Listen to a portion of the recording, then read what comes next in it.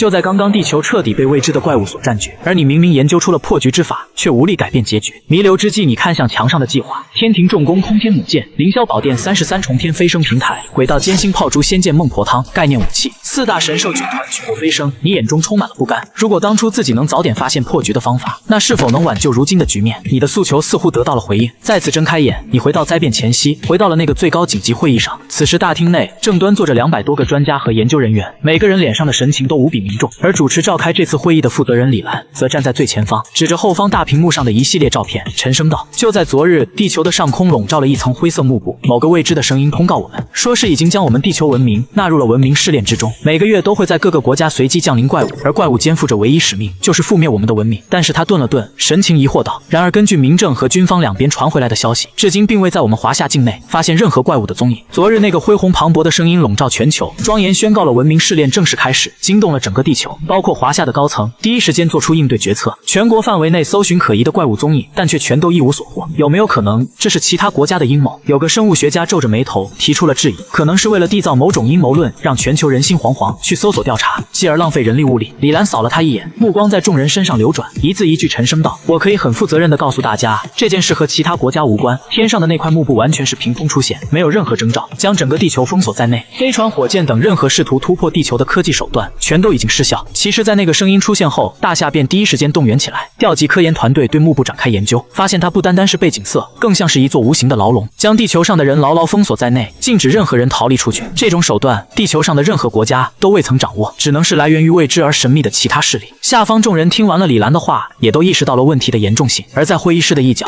你正茫然地看着眼前的一切，意识重新回归到身体里。反应过来后，你连忙看向了当前的日期与时间，神情狂喜，你竟然真的重生了，重生回到了灾难前夕，回到了文明试炼开启的第2天。如果你没记错的话，此时所有的国家尽管做出了一定的应对，但都没有真正意识到危机。文明试炼，顾名思义，只有通过试炼的文明才有资格延续下去，没通过的只有灭亡，埋葬在地球古老的历史长河之中。而李兰就是此次华夏应对灾难小组的负责人。诸位，这次召集大家主要是为了商讨出一个应对方案出来。这次我们的对手未知而神秘，但我华夏也不会就此屈服，必将和他们战斗到底。最前方，李兰再次沉声开口，目光扫过各领域的专家学者们，开始询问对策。这些专家来自于生物学、基因学、外星文明研究、航空航天研究等领域，都是国内顶尖的研究人员。此刻纷纷眉头紧锁，思考了起来。不多时，便有一个又一个可行性的建议出炉。那个声音说了，每个月都会降临一定数量的怪物，但目前我们华夏境内风平浪静，极有可能这些怪物隐藏在深山老林之中。我建议展开全国排查。根据文明试炼的描述，这些怪物都肩负着终极目标，就是覆灭我们的文明。我们必须要先下手为强，赶紧找到他们，完善举报机制，只要发现怪物的踪迹，举报有奖。会议厅内，各专家学者群策群力，提出了各种针对性的建议，但侧重点都在于寻找这些怪物，将其迅速灭杀或者控制，维持华夏全国的稳定。然而角落里的你，听着这些建议，眉头却不由皱起。这一幕和你前世里经历的一模一样。前世你也是这些专家学者中的一员，积极参加这次讨论，试图寻找应对方案。但事实证明，所有的方案都没有半点用处。怪物压根没有躲在什么深山老林，而是成为了一个又一个的普通人，潜藏在正常人身上。他们能伪装成人类，并且还能通过特殊的方式感染人类，一步步掌控人类社会的高层。等到华夏发现的时候，已经是半个月之后。那个时候，华夏境内的绝大多数的公司老总、中低层领导都已经成为了怪物的同党，给剿灭怪物的行动带来了极大的困难。饶是如此，华夏依旧以无比惊人的决心和执行力，展开了一次全国肃清行动，以强势手段镇压了第一次文明试炼中的所有怪物。但同样的，伤敌1000，自损800。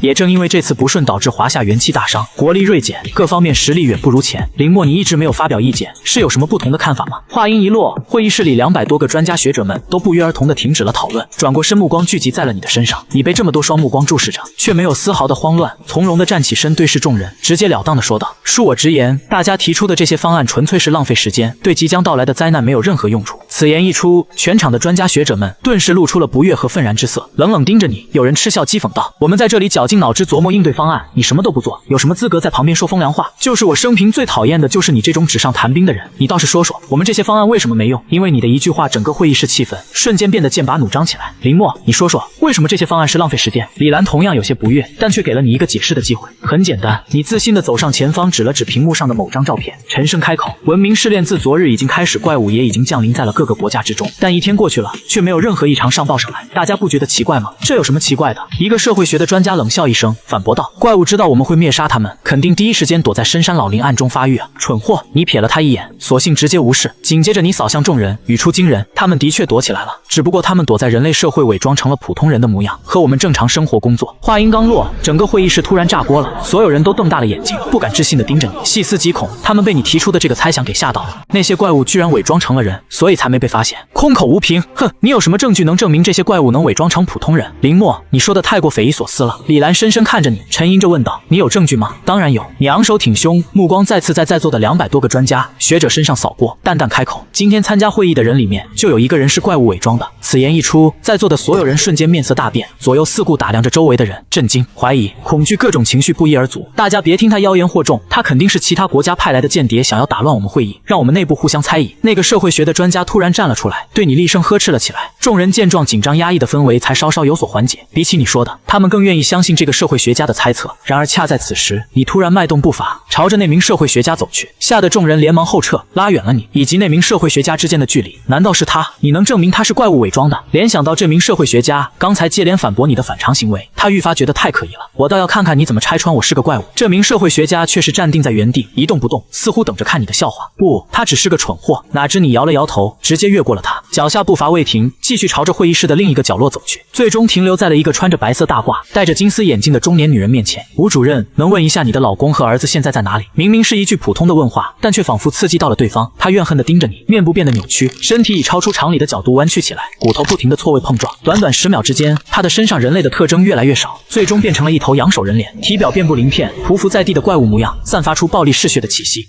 整个会议室参加会议的200名专家学者们见状，都吓得倒吸了一口冷气，瞳孔猛缩，连滚带爬地朝后退，躲在了你的身后。尤其是之前数次反驳你的那名社会学家，跑得比谁都快。结，羊首怪物狞笑的声音回荡在会议室，凶狠暴力的杀气瞬间弥漫。警卫！警卫！李兰面色大变，连忙朝着门外大喝。不多时便冲进来了5个荷枪实弹的警卫人员，见到突然出现的怪物也被吓了一跳，但身为军人的他们心理素质极高，短时间便冷静了下来，朝着羊首怪物展开了密集的狙杀扫射，伴随着噼里啪啦的枪声，这头试图前扑的羊首怪物终于倒在了血泊之中。靠，这到底是啥玩意儿？被吓得六神无主的众人纷纷上前，好奇地打量着血泊中的怪物，但却被你的一句话吓得差点魂飞魄散，连忙逃也似的躲到了你的背后，小心点，他还没死。果不其然，血泊之中这头羊角人脸的怪物身中数十弹，但生命力依旧无比顽强，心脏上下起伏，还在强有力地跳动着，一双眸子更是死死盯着众人，充满了仇恨和愤怒，仅仅是气息便让人感到心悸和胆寒。林默，这到底是怎么回事？李兰咽了咽口水，疑惑地看向了你。刚才若不是你提醒，他们所有人都没发现吴主任的身份。他的外观上和人类没有任何不同，还积极参与了刚才的方案讨论，提出了好几个切实可行的全国排查方案。如今想想，他便没来由地感到一阵后怕。他应该是昨天文明试炼开启后被怪物降临，磨灭了自我意识，寄居了身体。他的老公和孩子估计已经被吃掉了。你静静打量着血泊中凶残不减的怪物，面色如常，神色没有半点波澜。重生之前，你和同事们面对过各种各样的怪物，这只是小场面罢了。只不过前世里吴主任的身份暴露的极晚，拖到了第3次文明试炼，给华夏造成了不可估量的损失。你的无数战友为此丢掉了性命，因此你才会在会议上直接将他的身份拆穿。现在的他才吃2个人，实力还很弱小，所以比较容易应对。若是等他吃掉10个人完成进阶，在场的所有人恐怕都得死。话音未落，200多个专家学者们脸色再次大变。进阶？怪物还会进阶，而且还是通过吃人的方式来进阶，也就是说，怪物的实力会更加变态，更加难缠。在众人又惊又惧的时候，你接着说道：所以我才会说，之前的所有方案全都没用。文明试炼初期是收拾怪物的黄金时机，因为他们也很弱小，一旦等到怪物发育起来再处理他们，将要付出1000倍100倍的代价。你紧握着拳头，重新望向了李兰，神情凝重，一字一句提醒道：留给我们的时间不多了。讲到这里，你没再说话，留给了众人消化反应的时间。李兰以及其他专家学者们都被你的这番石破天惊的话给惊住，陷入了沉思之中。原本他们还在怀疑你所说的真实性，可血泊中的这尊羊首人脸的怪物却已经说明了一切。若不是你，他们现在还被怪物所蒙骗，与怪物为伍，共同工作，分享关键的会议信息，光是想想便让他们觉得毛骨悚然，一阵后怕。既然这些方案不行，那你有什么更好的解决方案吗？半晌之后，李兰抬起头，凝眸看向了你，眸子里隐约中带有一丝期待。你见到这一幕，心中略微松了口气。你之所以做这么多，就是为了引起李兰的注意，得到对方的信任。你接下来的计划必须要得到高层的支持，得到整个华夏的支持。而李兰作为此次最高紧急小组的总负责人，拥有巨大的权力。我的方案就是建立怪物研究院。李兰愣了一下，有些没太明白你的意思，眉头微蹙。你是想要对这些怪物展开科学研究？事实已经证明，降临的怪物对人类文明怀有极大的仇视，嗜血暴虐，更是以人类为血食。目前为止，你是第一个提出研究的人。是的，对于这些怪物，我们一无所知。当务之急便是建立研究院，对其展开系统研究，了解它们的特性，分析它们的弱点，才能研究出更针对性的武器，减少人员伤亡。正所谓知己知彼，才能战无不胜。前世里各国不是没有成立怪物研究院，只是他们成立的太晚了。成立最早的华夏也是在第2轮的时候，才正式完成了怪物研究院的筹建工作。但一步晚，步步晚，错过了最佳时期。最先降临的怪物们，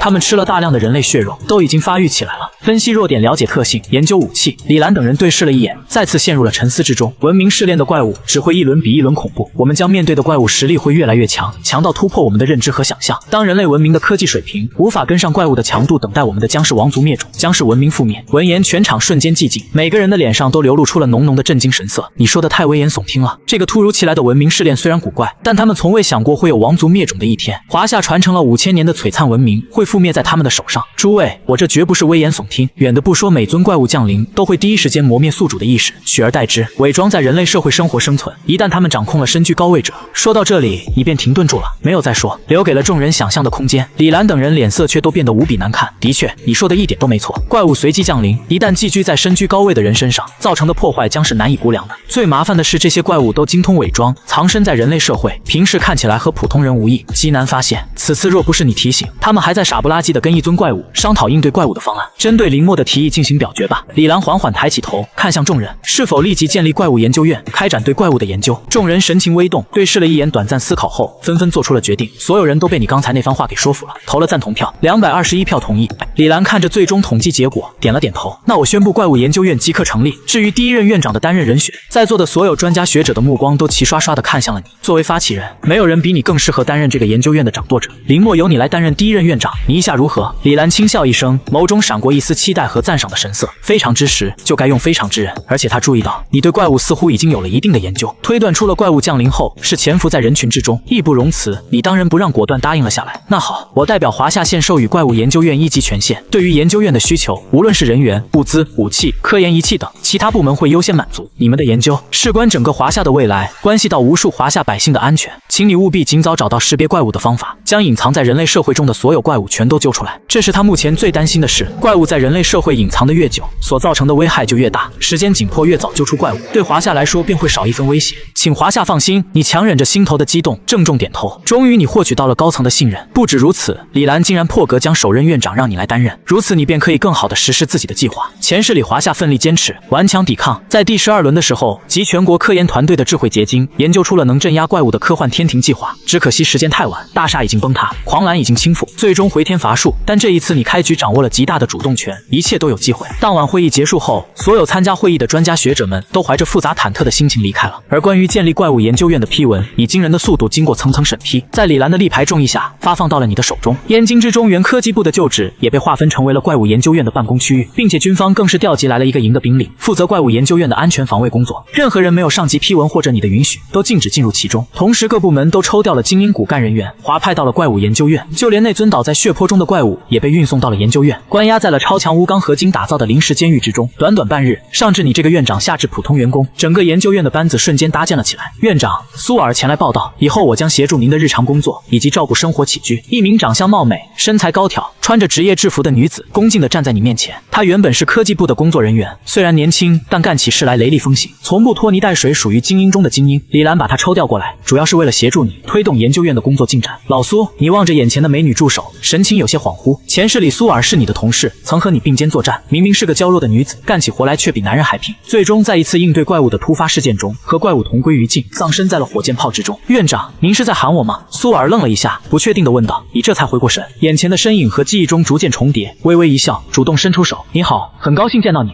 林院长，我们研究院已经建立完毕，请问您的下一步安排是？你不以为意，耸了耸肩，立刻下达了命令。通知院内的所有科研人员准备第一例怪物解剖实验。苏尔答应了一句，便匆匆离去，干脆利落。半小时后，在苏尔的通知之下，研究院内临时抽调来的科研人员们都齐聚在了一间实验室。实验室里摆满了密密麻麻的科研仪器，都是从其他部门抽调而来的，全华夏最顶尖的设备。很快，一尊被10根合金锁链牢牢绑住的怪物被3个荷枪实弹的士兵抬了进来。院长，他的伤势好像在迅速恢复中，你们确定要对他展开研究？为首的一个士兵沉声开口，但他的目光却死死锁定在怪物身上，一副如临大敌的模样。老陈放心，他翻不了天。你摆了摆手，示意身后的科研人员上前将这尊不断嘶吼、凶相毕露的怪物抬上了解剖台。院长，您认识我？刚才说话的士兵愣了一下，诧异地看着你。你微微一笑，没有回答。你何止是认识？前世里作为同事，你和陈刚并肩作战，联手斩杀过的怪物不下100尊，两人是足以托付生死的战友。原本两人将在3个月后怪物研究院建立之后才能认识，但这次因为你的提议，怪物研究院提前建立，两人得以提前见面。好了，开始解剖。你从追忆中回过神，深吸了一口气，率先走上了解剖台。血泊中仰首人脸的怪物见状，顿时呲牙咧嘴，试图发动攻击，吓得苏尔等人都面色微变，不自觉地往后退了数步。面对这种未知的怪物，他们内心充满了忐忑和恐惧，但你却是神色如常，不慌不忙走到了距离怪物1米处，熟练地拿起解剖刀，在怪物的胸口的鳞片处狠狠划拉一刀。刺啦，鳞片上出现一道淡淡的划痕，锋利至极的解剖刀竟然连怪物的防御都破不了。记录下数据：怪物编号001，绰号不死者，仰首人脸，体表覆盖鳞片，寻常刀具、常规热武器无法对其造成有效伤害。苏尔反应过来，连忙拿起笔记本，刷刷刷地将你说的话记录了下来，眸子里闪烁出些许讶异色彩。能这么淡定地解剖如此凶残的怪物，这种心理承受力不是什么人都有的。拿钳子来。紧接着你忽然开口，苏尔连忙上前递了个钳子过去。只见你拿着钳子夹住了仰首人脸怪物的一块鳞片，然后借助旁边的辅助仪器设备，将鳞片狠狠地拉拽。咔的一声，拉拽之下，鳞片应声脱落，疼得怪物发出尖锐的嘶吼声，身躯疯狂抽搐和颤抖，憎恨的眼神死死锁定在你的身上，但你却置若罔闻，丝毫不在意，自顾自地说道：不死者的防御力极强，多是依赖于这种鳞片，哪怕是普通的不死者，也只有大口径的子弹能对其造成威胁。1号小组解析鳞片的任务就交给你们了。说着，你将鳞片甩给了身后负责材料学研究的科研小组，再接着你又拿起一个扳手，瞄准了仰首人脸怪物头上的羊角。他的羊角也非同寻常，似乎是其力量的来源，不管受到多重的伤势，只要不当场毙命，他便能迅速恢复。只听得咔嚓一声，在仪器的巨力拉扯之下，这尊怪物额头上的羊角应声断裂，从头皮上生生拔出，犀利的嘶吼和哀嚎声不绝于耳，看得众人胆战心惊。不要怜悯怪物，对他们的仁慈就是对我们同胞的残忍。2号小组解析羊角的任务就交给你们了。交代完之后，你转过身，沉声吩咐道：各小组上前，抓紧时间对他进行全方位的解剖研究。3天内，我要他身上的全部数据资料。身后众科研人员对视了一眼，尽管心怀忐忑，但还是硬着头皮上前，颤颤巍巍地走上解剖台，在怪物的嘶吼和惨叫声之下，展开了各自的研究工作。来研究院报道之前，他们原来的领导都找他们谈过话，他们深知怪物研究的重要性，再加上身为院长的你身先士卒，亲自给他们演示了解剖怪物的方式，他们没有任何理由退缩。7日后，怪物研究院院长，那尊羊角人脸的怪物被研究死了。苏尔抱着一堆资料，急匆匆地闯进了你的办公室，汇报了最新研究进展。这7天里，研究小组对这尊羊角人脸怪物进行了全方位多角度从里到外的解剖，把他的身体各个部位都剥离了出来，动用最先进的科学仪器对其成分进行分析与测试，得到了大量的怪物数据和资料。但怪物实在是太脆了，才扛了7天就丧失了所有生命活动的迹象，彻底死在了解剖研究室。死了就死了吧。关于怪物的第一手资料我们已经得到了，他身上也没有别的研究价值了，那他的尸体物尽其用，把它做成标本挂在我办公室当个纪念吧。苏尔整个人愣住了，满脸的震惊，他开始偷偷打量着你。自家这领导和自己年纪相仿，但癖好也太变态了。研究小组的专家教授们研究了7天，据说每天晚上都在做噩梦，睡不着觉，可你居然还要把怪物的尸体做成标本挂在办公室里。资料给我吧。你忽然伸出手伸向了苏尔的胸口，苏尔被这一举动搞得俏脸通红，片刻后才意识到你的意思，将胸中怀抱的一叠资料递了过去，上面正是这7日里关于怪物的所有研究成果。院长，有个事我不太懂，您将怪物命名为编号001不死者，难道日后还会有其他怪物降临吗？苏尔看着这叠资料问出了自己一直想问的问题。现在的地球各国风平浪静，许多人都已经淡忘了7日前的文明试炼仪式，只有偶尔抬起头的时候能看到天空中的灰色幕布遮挡了星光，笼罩了苍穹。当然这尊怪物仅仅是开始，其实现在的华夏各部门对你建立的怪物研究院已经有些不满了，觉得你有点小题大做，甚至还有的专家认为吴主任化身的怪物只是地球上的某种未被发现的变异物种，没必要如此大张旗鼓的研究。对了，军方那边关于建立猎魔小组的批复下来了吗？还没有，军方觉得他们足以对付怪物，让我们专心搞研究就是了，其他的交给他们。你皱了皱眉头，果然和你预料的差不多。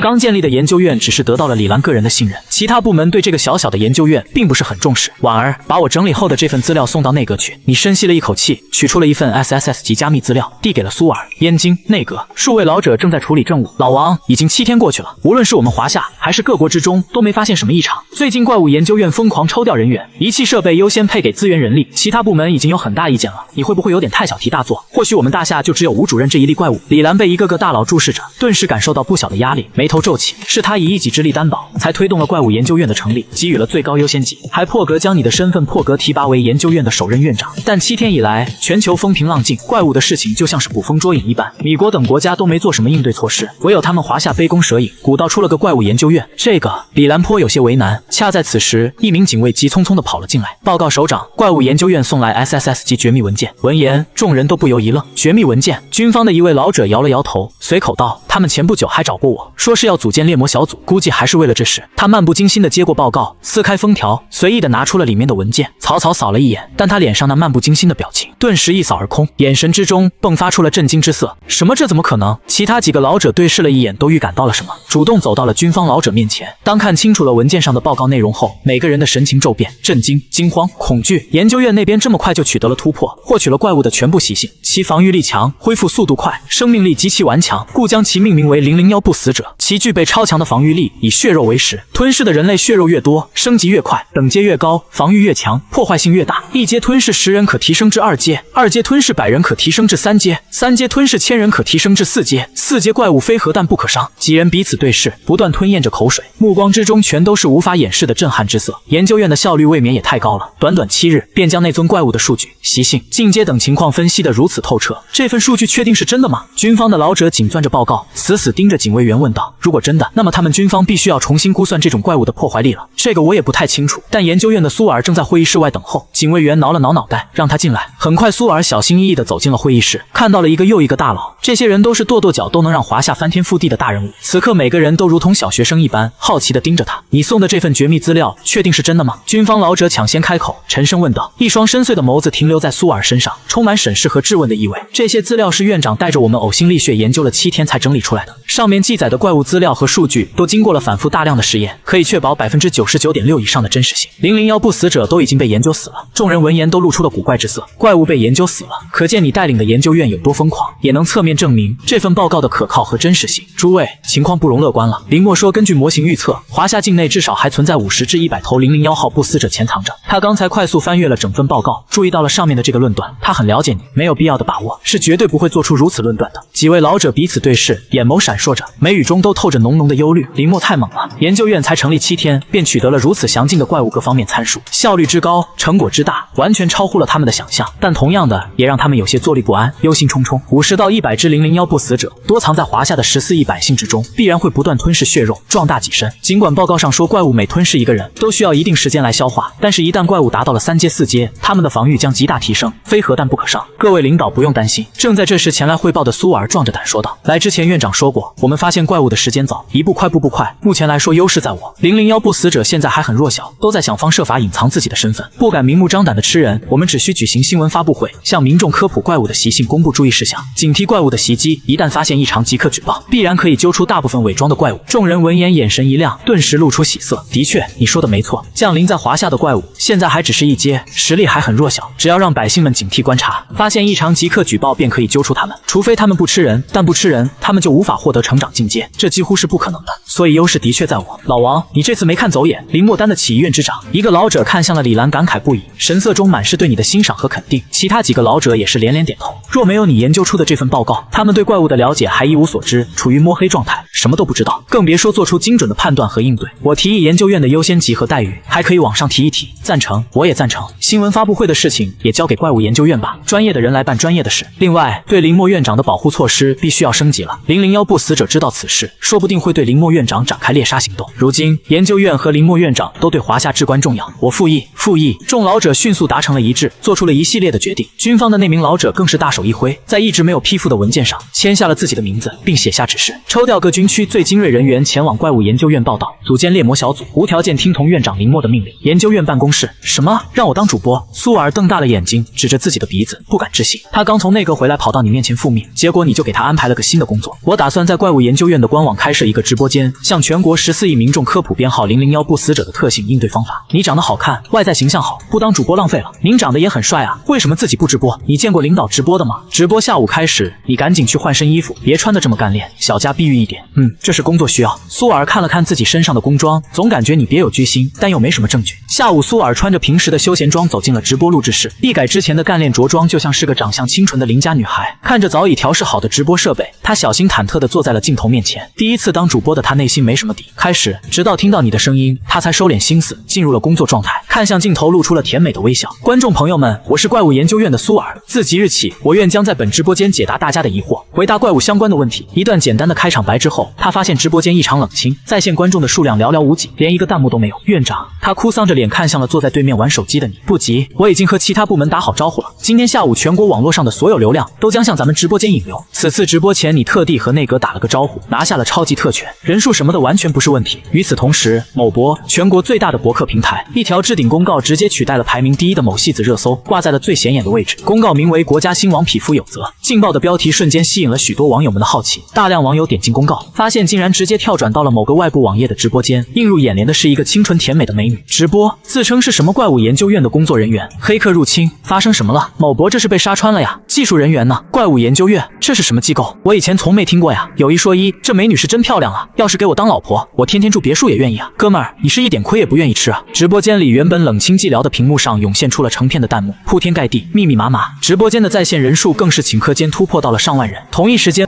国内最大的短视频平台，每个网友点开后都刷到了相同的一个视频。视频里只见一个扬手人脸、体表遍布鳞片的怪物，正狰狞地注视着他们，看得人内心战栗，毛骨悚然。紧接着还没等他们反应过来，便跳转到了某个外部网页的直播间。靠，刚才那怪物是恶作剧吗？给老子吓了一跳！怪物研究院，这是什么机构 ？Hello 啊，美女，能展示下才艺吗？一字马会不会？哥们给你冲游艇，这主播长得也太美了吧，比明星还好看。尽管被怪物的图像吓了一跳，但在颜值的吸引下，网友们都老老实实的待在了直播间，加入了弹幕互动大军。几乎同一时间，国内所有的互联网平台都接到了相关部门的指令，将怪物研究院的官网直播间链接置顶，只要是该平台的用户便会跳转到怪物研究院的直播间。同时，电视上各个地方卫视都在同步直播，哪怕是那些不会使用智能机的老年人们，都能在电视上看到此次直播。可以说，这一场直播覆盖了整个华夏，所有能接触到网络信号的地区和人群堪称空前绝后。院长直播间人数达到了8000万。苏尔看着直播间飙升的在线人数，忍不住咽了咽口水。他本以为只是一场小小的直播，没想到院长居然把阵仗搞得这么大，他的压力瞬间大了起来。这场直播绝对不能出现失误。开始科普吧，你却是神色如常，朝他点头示意。文明试炼每个月都将启动一轮，民众们日后会不断接触到各种各样的怪物，必须要让他们做好充足的心理准备。观众朋友们，我是怪物研究院的苏尔。怪物研究院顾名思义是专门针对怪物所建立的，相信大家还有印象，8天前地球上空突然出现了一片灰雾，至今未曾消散。我们可以很负责任地告诉大家，地球上的各国文明正在经历一个名为文明试炼的残酷考验，失败的文明将被磨灭存在的痕迹，永久埋葬在历史长河之中。当着8000万网友的面，苏尔语出惊人，直接甩出了个重磅炸弹，将文明试炼的真相和盘托出。一瞬间，直播间变沸腾了，弹幕铺天盖地地涌出，屏幕上密密麻麻，根本看不清网友们说的话。而现在，全球正在经历第一轮文明试炼的考验，已经有不明数量的未知怪物降临我国，他们伪装成了普通人，潜藏在我们身边，可能是你的父亲、你的儿子、你的妻子、你的女儿，他们以人类为食，充满了嗜血和暴虐的因子。一旦你们发现了身边人有异常，请第一时间拨打12111热线，主动联系怪物研究院。话音刚落，华夏各地的网友们彻底炸锅了。什么意思？他们身边的亲人、朋友、同事极有可能是怪物伪装的。这个真相让许多人一时间都接受不了，太离谱了。正观看直播的他们下意识地看向了自己身边，嘴角抽搐了几下，并不是很相信苏尔的话。若不是怪物研究院身后有国家在背书，他们肯定会将这场直播当作一场闹剧。大家不要急着下判断，这是我院发行的怪物应对守则，能帮助大家在生活和工作之余保护好自身安全。识别出伪装的怪物将在直播间内循环播报，请大家务必牢记。怪物守则第1条，怪物不敢当众暴露，任何时候都不要远离人群。怪物守则第2条，发现有人行为举止异常，不要大惊小怪，请立即报警，寻求警方的帮助。怪物守则第3条，千万不要轻易相信任何人，哪怕他是你的父母。怪物守则第4条，如果你身边有人失联，不要声张，请偷偷报警，他可能已经遭遇了不测。怪物守则第5条，晚上10点之后，怪物的觅食欲望最为强烈，千万不要单独出门。怪物守则第6条，如果发现你同事的嘴角是红的，那可能不是番茄酱，是你的其他同事。随着一条条守则的公布，直播间的网友逐渐意识到，这不像是开玩笑，每个守则听起来都让人毛骨悚然。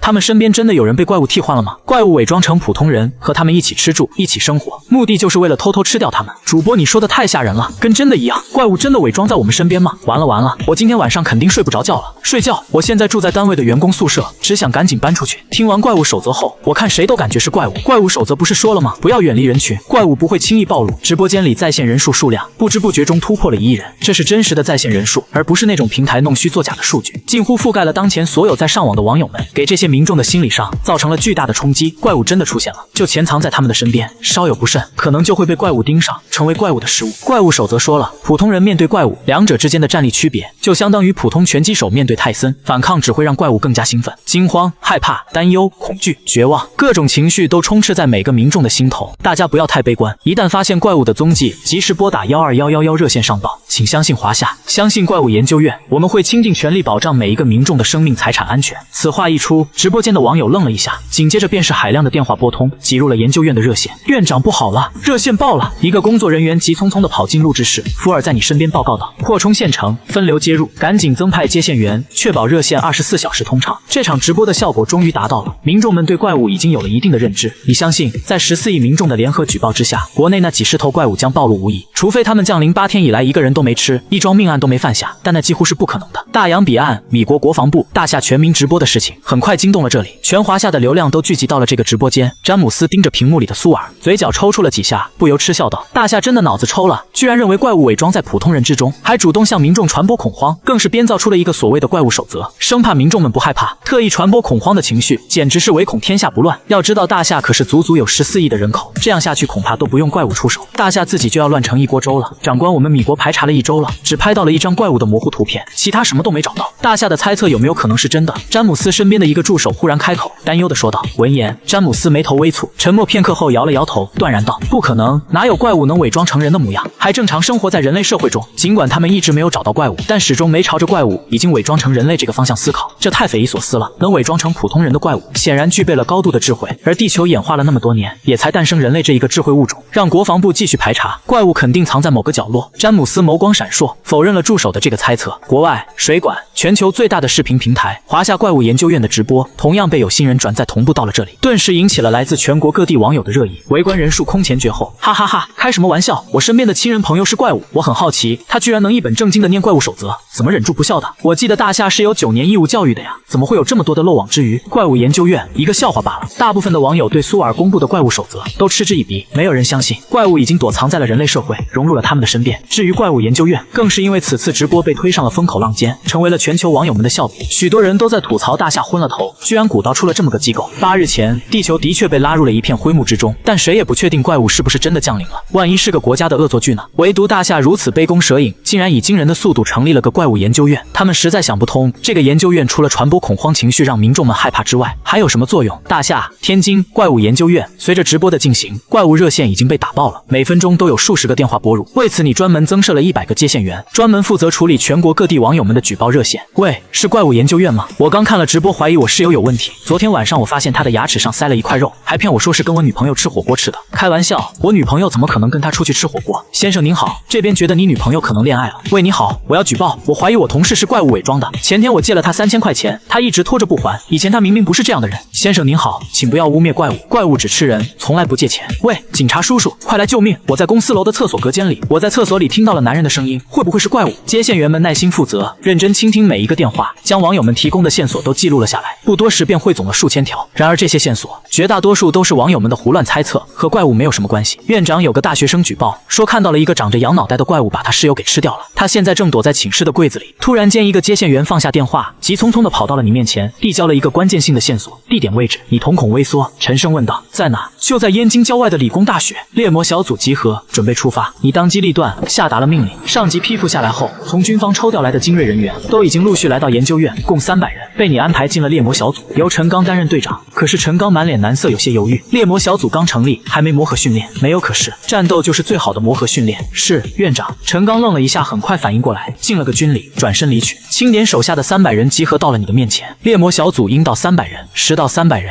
300人昂首挺胸，目光如鹰隼般锐利。他们每个人都来自于一个军区，属于兵种之王的存在，精通各类战斗技能。本次任务极度危险。此外，执行过程中我将开启全程直播，怕死的怕丢脸的，现在就可以退出来。话音一落，300人都满脸通红，双眼通红地盯着你，仿佛对他们来说这是莫大的侮辱。从入伍那一刻起，他们早就将生死置之度外，保家卫国是他们毕生的信仰，战死是他们最高的荣誉和归宿。我们不怕死！300人异口同声，声音无比洪亮，以怒吼回应你，宛如山呼海啸一般。很好，出发！燕郊理工大学。燕郊理工大学门卫大爷懵逼地看着突然降临的全副武装、荷枪实弹的你等人，吓得差点当场报警。紧急通知！怪物研究院现在临时接管贵校。陈刚立即上前亮出了自己的身份证件，紧接着带着猎魔小组快速冲入了校门，直奔学生宿舍楼而去。苏尔则负责全程直播，将这一幕同步到直播间里。瞬间直播间又炸锅了，什么情况？怎么突然跑我学校来了？这个猎魔小组是什么番号？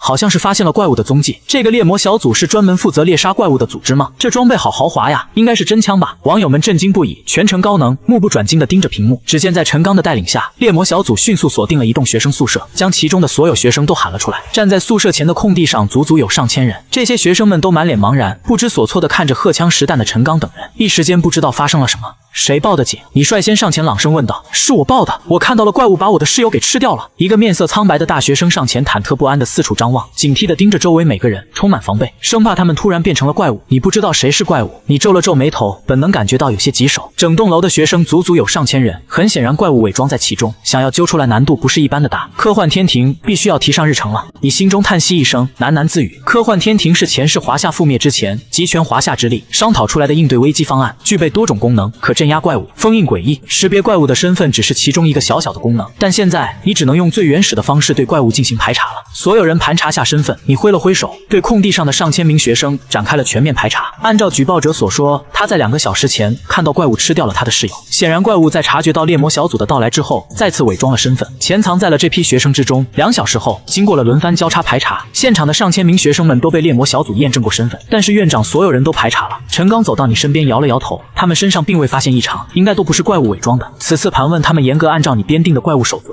来筛查的，并未发现其中有人具备怪物伪装后的特征，还有一个人没查，你却摇了摇头，眼中露出金光。都查过了呀。陈刚愣了一下，看了眼空地上的人群，猎魔小组的300人，将所有人包围了起来，挨个检查盘问，查看外貌特征，他可以确保绝对没有漏网之鱼。不，宿舍管理员你们还没查。说完你转过身，目光穿越人群，锁定了旁边围观的某个中年男人。黄子龙，你是这栋宿舍的管理员，过去3个小时你在哪里？话音未落，陈刚等人脸色骤然大变，不自觉地拿起手中的武器，对准了这个外貌不扬的中年男人。你们是不是搞错了？中年男人一脸无辜，茫然地咽了咽口水。直播间数千万的观众更是在此刻沸腾了。他是怪物变的，他从上到下哪点像怪物？呵呵，我在直播间蹲了2小时，就是为了看怪物的，结果给我整这么一出。他要是怪物，我从18楼跳下去。弹幕们无比激动，都觉得你在这里胡扯，以应付此次的干大闹剧。而且这个宿舍管理员太普通了，属于扔到人群里就泯然众人，没有任何突出特点的那种，根本没有一点像是怪物。怪物守则第7条，编号001，不死者伪装的时候，无法将头部的羊角彻底遮掩。能把你的帽子给摘下来吗？你瞥了眼弹幕，不慌不忙地看着宿舍管理员，指着他头上的鸭舌帽，嘴角翘起。能把你的帽子给摘下来吗？宿舍管理员深深凝望着你，眼中闪过金光，蓦然间有杀意在酝酿和弥漫。怪物守则第10条，怪物每次吃完人后，腹部的皮肤将变得通红，维持24小时。你敢把上衣脱了吗？你却置若罔闻，自顾自地说道。怪物守则第14条，怪物能进行完美伪装，但体重不会改变，这是体重秤。面对直播镜头，你侃侃而谈，利用怪物守则一次次拆穿宿舍管理员，公开处刑。够了！终于宿舍管理员暴喝一声打断了你。只见他暴力地撕开了自己的上衣，露出了血红色的腹部，原本人类的身躯也在此刻扭曲变形，短短数秒便完成了变身，现出了原形，一头羊角人脸匍匐在地的4角怪物，狰狞地盯着你，狞笑着。你竟然对我族如此熟悉！一时间杀意漫天，宛如实质。戒备！陈刚急忙大吼，第一时间挡在了你前面。内阁已经下达了死命令，你的安全将是华夏重中之重，任何人都可以死，唯独你连擦着碰着都不能有。空地上的其他学生们亲眼见到怪物变身的一幕，吓得惊恐尖叫了起来，面色煞白，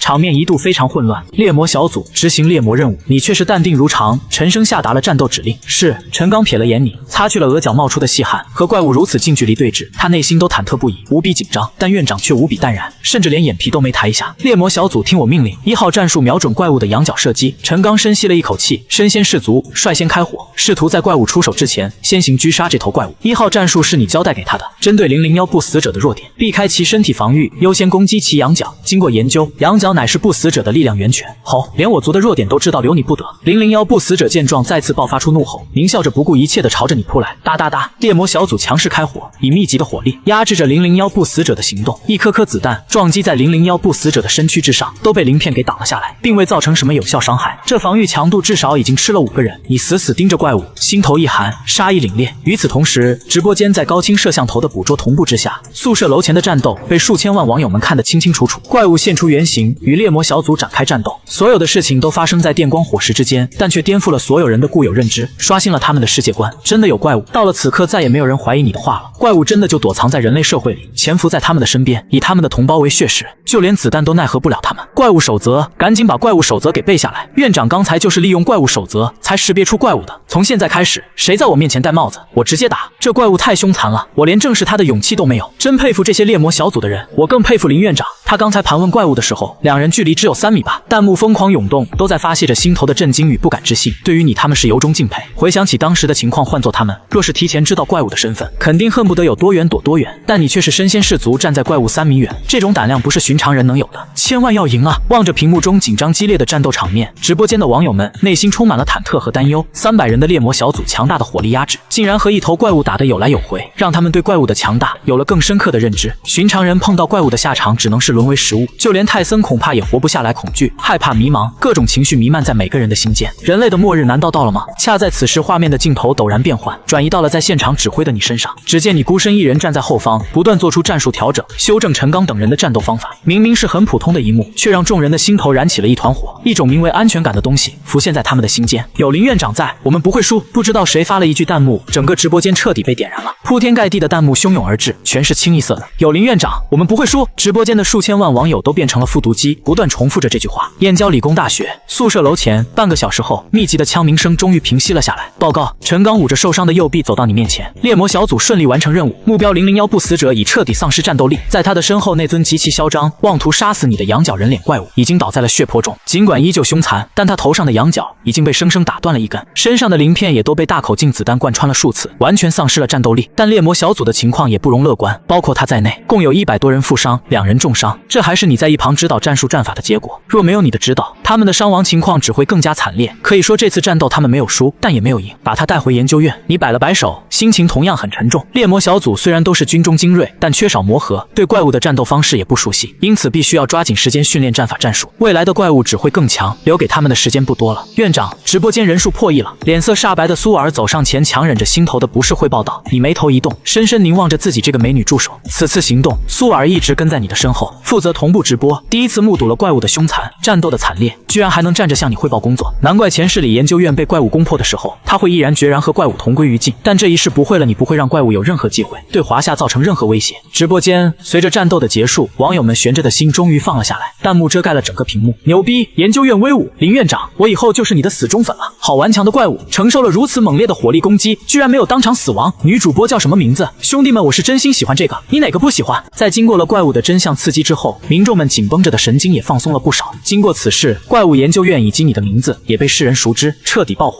怪物守则更是被网友们打印了下来，通篇背诵。许多人都模仿着你，用怪物守则中的方法来辨别怪物。尽管对怪物依旧充满了恐惧，但只要一想到你，一想到怪物研究院，他们的心里就有了底气。他们不是孤军奋战，华夏时刻在庇护着他们。大洋彼岸，米国国防部，怪物竟然真的能伪装成人类。约翰逊瞳孔微缩，震惊地看着电脑里的直播画面。屏幕里，华夏方面的怪物研究院封锁了某高校，揪出了一尊伪装成宿舍管理员的怪物，以凌厉的手段当场镇压，将其击倒，全程公开透明。战斗过程更是惨烈刺激，怪物的强大竟然能扛住300个全副武装的精锐部队的围攻。不行，我必须赶紧找詹姆斯报告这个事。他紧咬着牙，猛地站起身。华夏方面显然早就已经知道怪物伪装的事情，并且做出了相应研究，连怪物的习性都调查得一清二楚。而他们米国对怪物却是一无所知。咚咚咚，很快他便来到了国防部的总负责人詹姆斯的办公室外。进来，推开门后，他满脸焦急，迫不及待地说道：“詹姆斯，我们错了，大错特错。”他刚要说华夏的事情，突然愣住了，无意中瞥见了办公桌上摆放的一份完整版怪物守则，不由松了口气。原来你也看到了华夏的直播，华夏领先我们太多了，尤其是那个怪物研究院的林默，眼光太超前了，果断建立了研究院，还取得了如此大的研究成果。可惜这样的人才没能生在米国，我们必须要赶紧学习他们，将怪物守则。看完直播后，他深刻意识到了问题所在，对于你更是给出了极高的评价，想要说服詹姆斯将怪物守则普及全国。然而詹姆斯却是摆了摆手，嘴角微微翘起，露出了意味深长的笑容。约翰逊，你先把门关上。约翰逊再次一愣，但还是听从对方的话，将办公室的门关上了。可刚转过身，却看到了毕生难忘的一幕。只见詹姆斯的身躯发生了270度的扭曲，身上长出了一片片巨大的鳞片，变身成了一尊散发出暴力气息的怪物，张开着血盆大口朝着他扑来。有管全球最大的视频平台华夏的直播视频被有心人上传分享到了这里，引起了轩然大波，不亚于一场世纪大地震。本来对华夏的怪物研究院和怪物守则嗤之以鼻的网友们都傻眼了，真的有人变成了怪物？不是怪物伪装成了人，这怪物到底是什么东西，居然还能说话，口吐人言？他是不是还具备人类的智慧？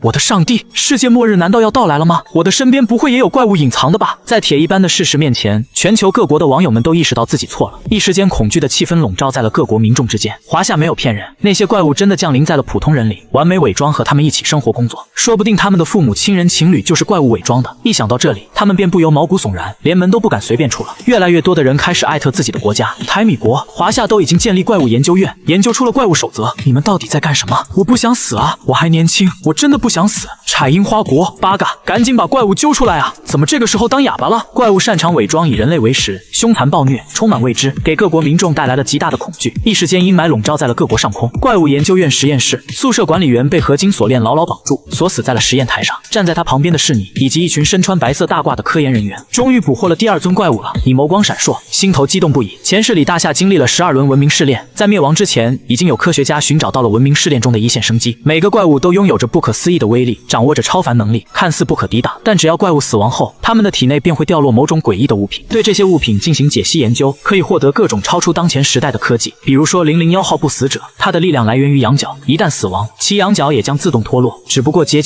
实验台上的怪物疯狂挣扎着，狞笑着扫视众人，哪怕身受重伤，依旧生龙活虎，散发出阵阵暴虐的气息，扯着嗓子疯狂怒吼：卑微的人类，这场试炼才刚刚开始，灭亡才是你们的最终归宿。众人被怪物发狂的样子吓得不由后退了一步，唯有你站在原地，冷冷盯着怪物，一字一句地说道：这一次不会了，前世大夏无数人前赴后继，牺牲了无数人，只为了文明能延续下去。或许是所有华夏人不甘的执念，才让你有了重生的机会，让你可以提前布局，有时间启动前世华夏的终极计划。第2轮怪物研究开始，你深吸了一口气，率先走到了狰狞怪物身边，拿起解剖刀，面无表情地开始解剖，任由怪物如何嘶吼威胁，始终岿然不动。身后众人见此一幕，心头的恐惧也消散了不少。去他娘的！听说你吃了5个人，今天不把你抽筋剥皮，老子跟你姓！最先上前的是医学领域的一名中年研究员，他手上拿着一根粗大的针管，骂骂咧咧地走到怪物身侧，从裸露的鳞片入手，狠狠地扎入了怪物的大动脉。大家悠着点，他鳞片下的皮肤好像韧性很强，是种新型材料，最好是全套连着头皮剥下来，不要伤着他了。一个材料学的教授连忙开口，一脸的担忧。这羊角的材质也极为特殊，里面似乎时不时会发出某种电波，连着头盖骨一起取下来吧。他的毛发居然防水防火，保暖性还贼强。他们都是从全国各部门抽调来的精英，在各自领域都是翘楚。恐惧消散之后，都瞄准了怪物身上的各个部位。可以说，这些掌握了超凡伟力的怪物，全身上下都是宝贝，具备极大的研究价值。当然，最主要的原因还是怪物不知死活的叫嚣，居然说大夏必定灭亡，已然犯了众怒。实验室里骤然响起了怪物的惨叫和哀嚎：卑微的人类，你们竟然这样对我，我要把你们全都撕碎！他痛苦地嘶吼着，不断发出威胁，但却无济于事，只能让研究人员们更加兴奋。实验室外，院长里面研究开始了。苏尔咽了口水，震惊地看着从实验室走出的你，哪怕是站在门外，他也能听到那凄厉的惨叫和哀嚎声。痛，太痛了，也不知道怪物在里面遭遇了什么非人的折磨。老陈呢？你点了点头，同时问道。从理工大学回来后，你便组织了研究小组，第一时间进入了实验室。陈队长带着人去训练了，就连伤员都去了，我劝都劝不住，要不您去劝劝吧。战斗之后，猎魔小组的近100人员都受伤了，但回到研究院后，他们只是简单处理了下伤势，便迫不及待地训练去了。这是我整理的针对001不死者的围杀战术战法。你走到办公室取出了一份方案，递给了苏尔，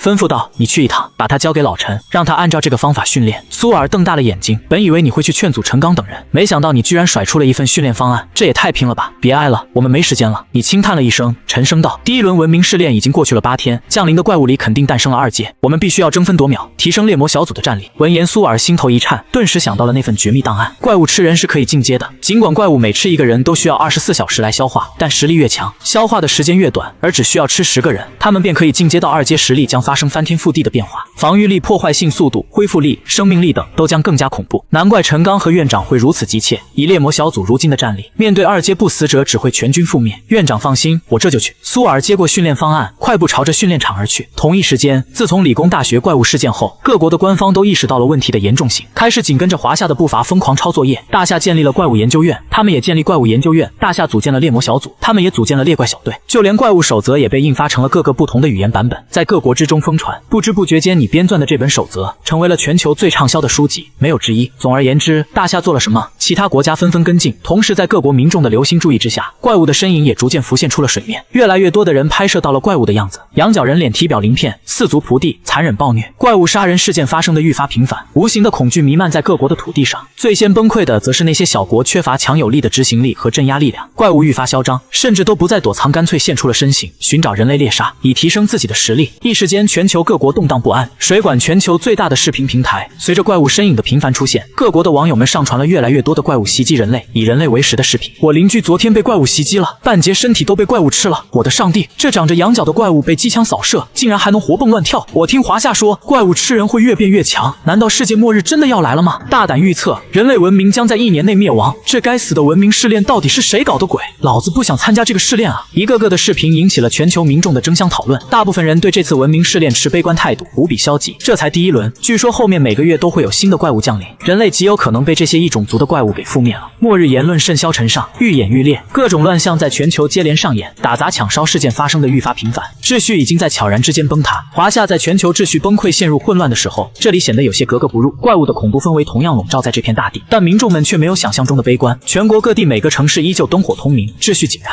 治安也和往常一样。而这一切都源于你直播的那次燕郊理工大学的镇压行动。你用实际行动告诉了他们，华夏一直在悄悄行动着，尽最大的努力守护他们。大家要相信我们的国家，怪物虽然恐怖，但我们能扛过去的。我已经把怪物守则发给我全家看了，一旦找到怪物的踪迹，第一时间举报，绝不给怪物发育的时间。老祖宗说过，国家兴亡，匹夫有责。怪物灾难，没有人能置身事外，我们也要尽自己的一份力。大家一定要保护好自己，千万不要给国家添麻烦。网络上华夏民众们相互扶持，彼此鼓励。灾难虽然可怕，却在悄然之间唤醒了刻在他们骨子里的某种东西。每个人都在默默背诵怪物守则，争取能辨别出怪物，举报给怪物研究院，遵照怪物守则上的指引，和信得过的人待在一起，绝不独处，不给怪物单独袭击的机会。整个华夏如今前所未有的团结，自觉配合怪物研究院，听从指导。一旦发现不对劲，便会第一时间拨打举报热线寻求帮助。每个人都很清楚，在这场灾难危机面前，他们只要不送人头，就是对华夏最大的帮助。最新消息，魔都的一栋居民楼里发现了一只怪物踪影。突然间，有个网友发出了一条消息，引起了众多网友的注意。好奇心的驱使下，大量民众第一时间登录了怪物研究院的官网，涌入了直播间。果不其然，看到了苏尔坐在镜头面前，正播报最新的怪物进度。播报一则临时紧急消息，接到可靠举报，有群众在魔都一居民楼里发现了一只001不死者，当地军方现已行动，封锁了该居民楼。我院的猎魔小组现已出发，请魔都附近的民众们保护好自身安全，非必要不外出，耐心等待救援的到来。怪物研究院始终与你们同在。苏尔的声音悄然传出，温柔中带着一丝沉稳，安抚着躁动不安的民众们，并且时不时地回答直播间网友们提出的问题，缓解民众们紧张不安的情绪。3小时后，燕京怪物研究院院长，任务完成。陈刚在战斗结束后第一时间给你打来电话汇报，神情颇为激动。院长，按照您的战术，我们此次零伤亡，完美俘获了这只001不死者。和第一次作战不同，这次战斗他们只派遣了30人组成的小组，便成功将怪物所捕获，己方没有任何人员损失和伤亡。要知道，上次燕郊理工大学的战斗中，就连他都负伤了。也是那一次，他真正意识到了怪物的凶残。因此回到研究院之后，他便带着猎魔小组日以继夜的训练，训练方式自然是你教给他的。每个作战小组都配备了3个重装狙击手，专门瞄准001不死者的羊角，其余人则是辅助骚扰，封锁001不死者的走位和反扑。迂回配合之下，这次才取得了如此惊人的战果，没人伤亡就好。你嘴角露出了一抹笑容，这套战法是前世无数战士付出血的代价才总结出来的，能够完美针对出街001不死者的袭击。婉儿，去通报战况吧。随后你转过身看向了身旁的苏尔，如今苏尔除了担任你的助手之外，还肩负着国民女主播的重要职位。位，每天都会在直播间向华夏的全体民众们答疑解惑，安抚民心，缓解全民紧张恐惧的氛围。亲历过一次文明灭绝，你深刻的知道，对一个文明、一个民族而言，什么最重要？民族自信心和凝聚力。若恐惧弥漫在华夏大地，那么距离人心涣散也就不远了。时间缓缓推移，在直播间的每日科普之下，华夏的民众逐渐接受了文明试炼以及怪物这个事实，弥漫在大地上的恐惧氛围也消散了不少。而猎魔小组则成了最忙碌的一个部门，每当有怪物的踪迹，便会立即出发，奔赴全国，亲自镇压怪物。采用以战养战的方式，他们的作战配合愈发亲密无间，战斗效率也越来越高。越来越多的001不死者被捕获，运送到研究院。这些不死者自然是送到了实验室，让科研小组物尽其用，对其展开深入细致的研究。值得一提的是，科研小组在你的影响之下，科研手法愈发残忍且变态。001不死者最多只能撑半天，便在凄厉的哀嚎和惨叫声中彻底死亡。录制室，观众朋友们，今天的直播答疑就到这里结束了。苏尔面对着镜头微笑着说道：“大家若是发现了怪物的踪迹，记得第一时间拨打我院热线。”说完便无视了弹幕的哀求，断开了直播录制，慵懒的伸了个懒腰，径直走进了换衣间，将自己身上这套休闲青春的主播服装脱了下来，换上了平时的工作制服。院长也真是的，非要说什么不用太严肃，让我穿休闲点。他嘟着嘴小声嘀咕着，他总感觉院长有点个人目的在里面。婉儿，将各国的怪物情况整理一份资料发给我。正在此时你找到了他，马上我这就去整理。苏尔连忙回应，深吸了一口气，快速进入了工作状态，朝着自己的办公室走去，给情报部门拨打电话，调取近期国外的情况。没多久，一份厚厚的资料便被送到了你的办公桌上。院长，如今距离文明试炼第一轮开启已经过去了15天时间，各国的境内都频繁出现了怪物的身影，各国都采取了积极果断的手段，启用军队对怪物进行镇压和剿灭。即使如此，依旧造成了极大的人员伤亡。其中，米国官方公布的人员伤亡数据最高，多达42034人；其次是阿三国，人员伤亡达到了21928人；第三的樱花国，人员伤亡达到3749人。说到这里，苏尔顿了顿，偷偷看了眼你。我国的伤亡人数最少，在本次灾难中，华夏的反应最为迅速，行动最为果断，取得的效果也是十分显著的。要知道，国家的人口越多，怪物所造成的威胁越大，而华夏的人口位居世界第2，伤亡数却是全球最低。能取得这个成绩，你可谓是功不可没。形势还是很严峻啊，你却是眉头紧锁，并未有丝毫放松。这些数据和前世相差不大，各国的怪物危机已经开始酝酿，即将全面爆发。华夏同样如此。对了，就在昨日，米国的国防部负责人詹姆斯被查出是怪物伪装的。苏尔停顿片刻，又补充道：“米国启动了其最精锐的陆军全面围剿，但仍让詹姆斯给逃脱了。”对此他有些不太理解，米国的军事实力一直在地球上最强的，竟然没能将詹姆斯给剿灭。二阶，你神情微动，淡淡说道：“不出意外的话，这尊001不死者已经达到了2阶，所以才能逃脱米国军方的全面围剿。对这个情况你并不意外，前世里潜伏在米国国防部的这尊怪物是在2个月后才暴露的。这颗定时炸弹给米国造成了致命的伤害，使其精锐军队覆灭大半，元气大伤。而这一次，或许是因为你的蝴蝶效应，使得詹姆斯提前暴露了。2阶，苏尔瞪大了眼睛。一直以来，他只知道怪物能通过吃人来进阶，但对于2阶不死者并没有一个直观的认知。2阶不死者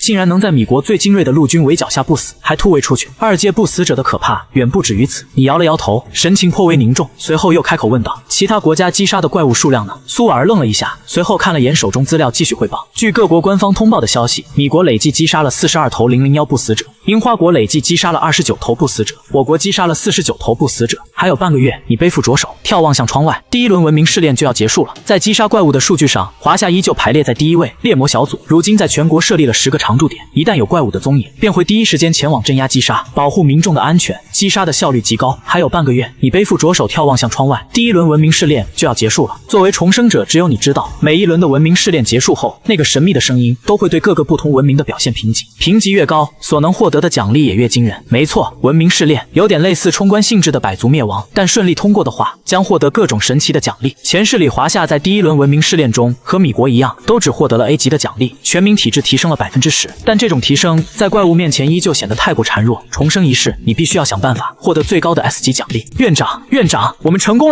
了！正在此时，一个研究员激动地闯入了你的办公室，脸上写满了兴奋，都忘记了敲门，但你却完全没在意这些，而是猛地站起身，神情一动，紧张地问道：“你是说脑电波技术？”研究员激动地点着头：“是的，就是脑电波技术。我们根据院长您的吩咐，对不死者的羊角进行了日夜不休的研究，从中发现了脑电波的奇特排序方式。太好了！”你脸色大喜，忍不住鼓掌笑了起来，一直紧锁的眉头此刻才舒缓开来。半个月了，猎魔小组送来的001不死者全被送进了实验室，终于，这项技术取得了突破，科幻天庭计划是时候启动了。你深吸了一口气，沉声喃喃道：“华夏内阁几个老者正围坐在一起，处理着政务，局势总算是稳定下来了。在朝朝着好的方向发展，只是那些小国的执行力太差了，哪怕照搬了华夏的处理方式，依旧无法镇压住怪物。最先大乱的肯定就是那些菲尔小国了。不过话又说回来，我国如今如此安定，林院长可谓是功不可没呀。一个老者忽然开口，唏嘘感叹道：“作为上位者，他们都心知肚明，这次灾难来得太突然了。若没有李兰力排众议，支持你成立怪物研究院，筹备猎魔小组，华夏如今恐怕和其他国家一样，被怪物拖入泥潭，疲于奔命，焦头烂额。米国就是最好的例子，世界最强的大国依旧没能镇压住怪物，半月间死亡人数达到了4万多人。反观华夏受到的怪物影响最小，猎魔小组近日里连连传来捷报，累计猎杀了49头不死者了。”另一个老者沉吟片刻，看向了李兰，关心地问道：“在我国国境应该没剩几头了吧？”几个老者对视了一眼，眉梢放缓，都露出了轻松的喜色。怪物守则将怪物的习性以及辨别方法都普及到了华夏民众之中，并且你开设了直播间，全天24小时教导该如何分辨身边的怪物。在诸多措施并进之下，效果极为显著。他们每个人都十分乐观，觉得华夏已经度过了此次灾难。怪物的数量我也不太清楚。李兰苦笑了一声，摇头道：“还是让林院长亲自来给大家介绍一下吧。”他话刚说完，会议室外便传来了敲门声。处理完研究院事宜的你急匆匆地走了进来。林院长，几个老者面露微笑，纷纷投来欣赏的目光，随后好奇地追问道：“按照你们研究院的建模评估，我国境内现在还有多少只不死者？”文明试炼开启后，各国境内都降临了未知数量的不死者。你之前预估过，华夏第一轮试炼中大约有50多头不死者降临，算上已清除的49头，照理说应该是所剩无几了。然而你的回答却让众人脸上的笑容僵住了，都瞪大了眼睛，满脸不敢置信。至少还有70头。林院长，你说多少？李兰率先回过神，重复问道。70头。你淡淡开口，语气平静的让人心颤，但其他老者却都坐不住了，眉头皱起，沉声问道：“林院长，你之前建模所说的数量最多只有50余头，怎么剿灭了49头，还剩下70头？”众人的目光纷纷聚焦在你身上，100以内的加减法怎么也不可能得出70头的结果。最初的时候，我国降临的怪物数量的确只有50余头。你轻叹了一口气，悠悠开口：“但第一轮文明试炼已经开启了半个月，大家可别忘了，怪物通过吞噬人类是可以进阶的。据我们研究院最新研究的进展，怪物一旦达到了2阶，便会具备感染能力。”闻言，众人都露出了错愕之色。感染能力？你点了点头，解释道：“每个2阶的不死者每日都可以感染一个人类，抹杀其原本意识，将其同化成为其种族。”话音刚落，整个会议室突然变得一片死寂，每个人的脸上都满是震惊和不敢置信。你将手中的资料递给了李兰，并说道：“就在昨日，米国出现了一尊2阶怪物，在米国最精锐的陆军包围下，依然从容逃脱，造成了数百人的伤亡。”听到这里，刚才还高兴的老者们顿时脸色沉了下来。他们终究是太乐观了，半个月的时间必然还有其他怪物顺利突破到了2阶，而2阶怪物的感染能力意味着怪物的数量不会再固定，只要有一只怪物不死，那么迟早会覆灭人类文明。一想到这里，众人不由得倒吸了一口凉气。林院长，你此次前来，想必已经有对付2阶怪物的方案了吧？一位老者深深地看着林默，沉声道。李兰等人的视线也纷纷聚焦在你身上，你抬手扶了下眼镜，一字一句道：“科幻天庭。”什么？众人全都愣住了。只见你走到了最前方，说出了可以改变人类未来的伟大计划，以举国之力将神话传说中的至高天庭缔造出来。它具备顶级的防御机制，并能检测到任何异常生物的波动。同时，它上天入地的天兵机甲凌驾于9霄至上的凌霄宝殿。最重要的是，它真正建成之时，便是华夏举国飞升，人人如龙之日。你的声音回荡在会议室里，可与你的激情澎湃不同的是，众人的表情皆是迷茫。李兰率先说道：“林院长，恕我直言，以目前华夏的科技水平，你说的这些一个都做不到。”闻言，你并没有气馁，反倒是笑道：“以前或许不可能，但现在一切皆有可能。”你这么一说，李兰等人更加疑惑了。而你也没有卖关子，而是又拿出一份 SSS 级的保密文件。我院对001号不死者展开了全面的研究，在脑电波技术上已经取得了技术型突破。一位老者拿起文件认真查看了起来，越看他的目光越是震惊。老者猛地抬头，神情激动地问：“这竟然可以通过脑电波远程操控生物的生死？什么？”